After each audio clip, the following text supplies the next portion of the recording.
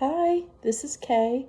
I'm with Mandy at SeekHeavenlyThings, one of the 12, and I'm going to be sharing with you a post that Mandy made on 11/19. It's a repost, actually, from 6/12. And let's see, God's physical calendar on 11/19 is 2/14. His spiritual calendar is 7/14 on June 12th. Let's see, physical calendar 5/4, spiritual calendar 9/4, and this is part 4. So now that you understand the wineskin process some, here is more of an explanation on why the wineskin process is so important. Sometimes Jesus sets us up for situations so we can cleanse our trauma, so he can heal us from things. So he has already showed the group the supernatural. He's already showed me and G the freezing of the clock supernaturally, so I know it is true. Because he froze the clock when G died for 8 seconds and went in the spirit, but his lips were blue. And Jesus told me he took him in the spirit for his will and his glory, because he had to give him personal instructions of what's to come. And you will see why later when I discuss more in detail when I release the message on the lung process, why he had to take him in the spirit. And every single thing in the lung process was all of Jesus' glory and his will, because he was using G for the symbolism of not being able to breathe, the way Jesus felt on the cross, because G is Jesus' son, and son is like Father in heaven. And so G went in the spirit, so he will get those personal instructions for when he receives his glorious body.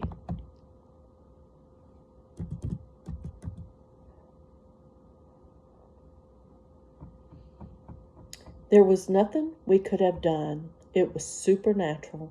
I was laying in bed and he started coughing, and then I didn't hear anything. So I sat up and he wasn't breathing. I freaked out and I started shaking him, and he came right back. His asthma and COPD was so bad that night, there was just nothing I could do because his medicine was not working. The weird thing is, 20 minutes before it happened, Jesus let me know it was coming. He said to me as I spoke it to G, "Don't tell her you're going to die, my son," in a joking way. But I did not know what he meant by that, because Jesus knew G was thinking that in his mind and was afraid to tell me because he didn't want me to worry. Jesus has been behind the lung process from the very beginning of the journey, because when I met G, it wasn't bad at all, but it started getting bad in 2024. The second process got so bad he was coughing until he cracked a cartilage. Let's just say we did a lot of trips to the hospital and G was wheezing in his lungs. But we went to the hospital for steroid and breathing treatments, and his oxygen level was always 90-something, so it never matched his symptoms with the numbers because it was all supernatural. So that night he went in the spirit after G was coughing and his lips turned blue while he was in the spirit. Jesus said 23 minutes to me, so I Googled it, and it takes 23 minutes or more for your lips to turn purplish blue after you die. Anyway, definitely scared me, but Jesus was in control the whole time and told me not to worry. That's how I know Jesus can freeze the clock, because there's no time in heaven, and God has control of the clock. Because he was actually dead for 23 minutes in the spirit. Jesus said, but it was only 8 seconds here in the physical, and 8 seconds is not enough time for the lips to turn purplish blue, because his lips were blue, and Jesus showed me why. Every time we go to the hospital, his oxygen would be 97% or in the 90s, but they would hear his lungs and it never matched the way he sounded because he could barely breathe. So one of the lung processes we were going through, when we got to the hospital, Jesus started speaking, tells me to tell G, you are staying overnight. So I told G what Jesus said, and then the ER doctor comes in and says he recommends him for staying overnight for testing and more workups and blood work because he could have an infection.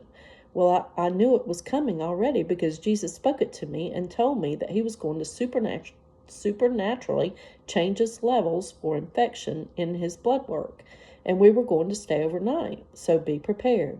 You see, he is so loving. He always warns us what's coming, and it's up to us to follow his will or not. It's also up to us, are we going to trust him in everything? Because Jesus is always testing us, but we have free will. He will never force himself on us. It is up to us to follow his instructions and complete his will over our own. It is always our decision to trust and believe he takes care of us. And when we exercise faith and believe, we see it was always his will. So we stayed overnight. G had one of his coughing attacks in the hospital, and we went in the spirit again, but he didn't die this time. And I thought he had a seizure because that's what it kind of looks like when you go in the spirit from the cough. Your eyes roll back in your head and foam a little bit out of the mouth, just like a seizure. So I yelled for the doctors and said something's happening because it scared me. Then by the time they all got in there, he was fine. So Jesus set that up also for me because he knew that I had trauma with my sister. Because when we were in the hospital months before she died, she had a real seizure and it scared me. And I remember calling for the doctors. And I have also had dreams of code blue and stuff with my sister in it. So right away I knew I had things based on fear and trauma that needed to be cleansed from my soul. So sometimes Jesus puts things in our dreams and around us in certain situations to trigger certain things so we can cleanse those things because we do have fear and trauma. And those things can elevate our mood and impact what we do, what we think, and how we respond to certain situations. That's why the wineskin process is so important. So when we got home and I gave it to the Lord, I was crying and I was on my knees praying. After we got out of the hospital, I was expecting G to be healed right away from Jesus because he just sent us on a mission that we thought we had completed.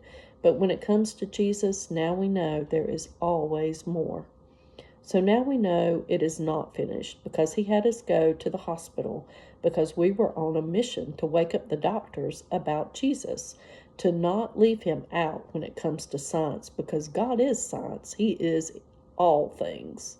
So we had to tell the doctors they weren't going to find anything because it was all supernatural. And when we told them you can't leave out God when you're doing science, so he had us do all of that. It was a part of the mission. And we are all going to go on missions like this to wake up Jesus people. We were like the talk of the hospital because we talked about Jesus to everyone, and the poor doctors couldn't find anything wrong with G based on all of the testing and the blood work they were drawing. They didn't know or understand why his heart rate was so high and why his wheezing was so bad in his chest because he was just sitting there in the hospital bed and not exercising. I remember it was 132 his heart rate, and I looked up the number that means to heal. And the timing of everything was matching all of the numbers Jesus has given us, so we knew he was behind every part of the lung process journey. But the doctors were worried because it was abnormally high, that he would have a stroke or a heart attack, so they suggested for him not to leave because they wanted to run more tests. But Jesus kept saying he was doing everything, so we left on blind faith because Jesus told us to. And now we know when we return in our glorious bodies, that seed God had us plant on our mission, God would make it grow. So Jesus assured me he was behind the whole thing for his glory. But sometimes in the flesh we worry and we forget that God is in control of every aspect of our lives. So we followed Jesus' instructions and we released ourselves from the hospital because Jesus told us to. So then when we got home, I was praying to Jesus and I was just surrendering everything and just really cleansing my heart. So that night I was listening to the song, I Surrender. And as I was praying, Jesus was having me breathe, and he took over my breath supernaturally. I held it for so long. I don't even know how long I held it for, but I told him that I would give everything to him, even my breath, my own breath. So I told him to take over with his breath to meet mine, so I can give my breath to G with God's power in it. And that's what I was doing. I literally was breathing in the spirit, but not in the physical. I was letting God breathe for me. I can't explain it, but I felt the breath coming out of my lungs without breathing in the physical. And then when I started breathing in the physical, I felt God's breath with mine. It was a really beautiful spiritual feeling, and that's when I cleansed everything, asking Jesus to take complete control and take over my breath and cleanse me from my fear and my trauma.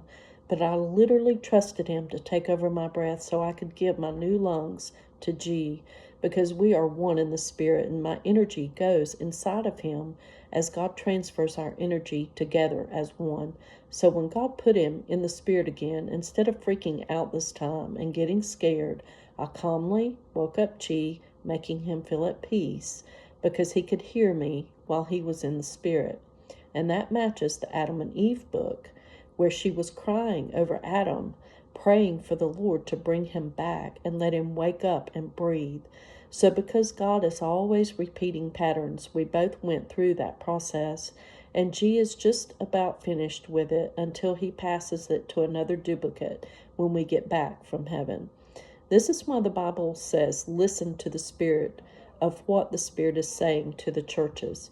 You have to truly walk in the Spirit to understand these beautiful revelations he is giving and the supernatural existence. Okay, thanks a lot for watching. God bless you, and stick around for part 5.